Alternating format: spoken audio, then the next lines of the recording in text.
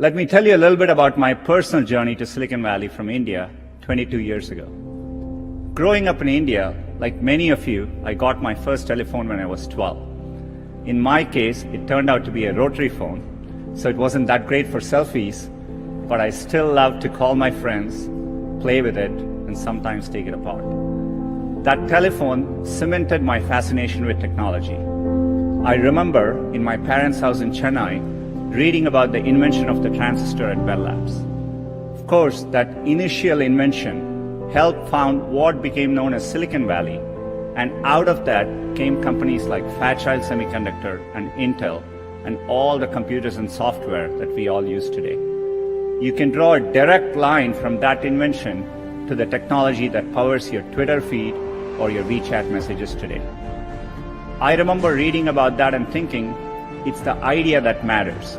It didn't matter where you come from or what your background is.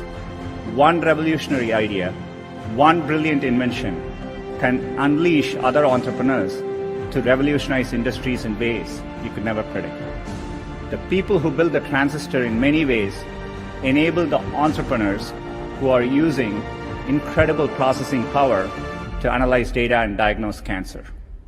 In the same way, the invention of smartphones and GPS has enabled other companies to build apps that revolutionize the way we travel around cities. That's why I came here. I had a deep desire to be part of this exchange of ideas, this community of entrepreneurs. And coming to the global hub where this was all happening, I felt welcomed and embraced. People didn't care where I came from, only my ideas and hard work mattered. I'm not alone. The Valley attracts people from all over the world. That is why you're here. I'm excited that over 700 entrepreneurs from over 170 countries are joining us here today. The possibility that anyone with the right idea at the right time can have an impact on others, that is no longer limited to a single place. It's possible everywhere. In India, another early and insightful decision was to create the Indian Institutes of Technology. These are leading engineering and technical institutions that are government supported. I still vividly remember as a teenager jumping onto a crowded train at Chennai and traveling for 24 hours to attend my school at IIT Kharagpur. And that opportunity changed the course of my life. These institutions, over many decades, have played a huge role in creating generations of skilled entrepreneurs in India. There are many countries helping to create positive environment for their entrepreneurs. What we are seeing now is an unprecedented global opportunity.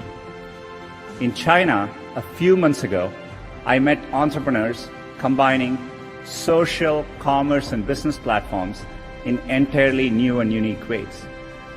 And earlier, I mentioned a game built by an entrepreneur from Vietnam, and he created Flappy Bird.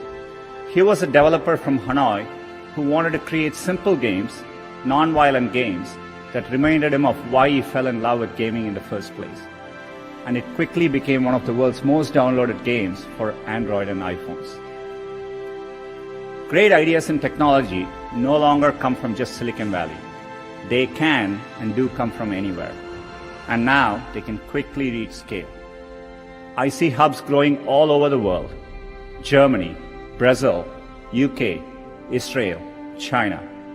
The latest figures say that 21% of adults across 60 countries intend to start a business in the next 3 years. And there are over 200 million women around the world who are starting or running a business. It's clear that Silicon Valley is now as much an idea as a place, and it is an ideal of what's possible.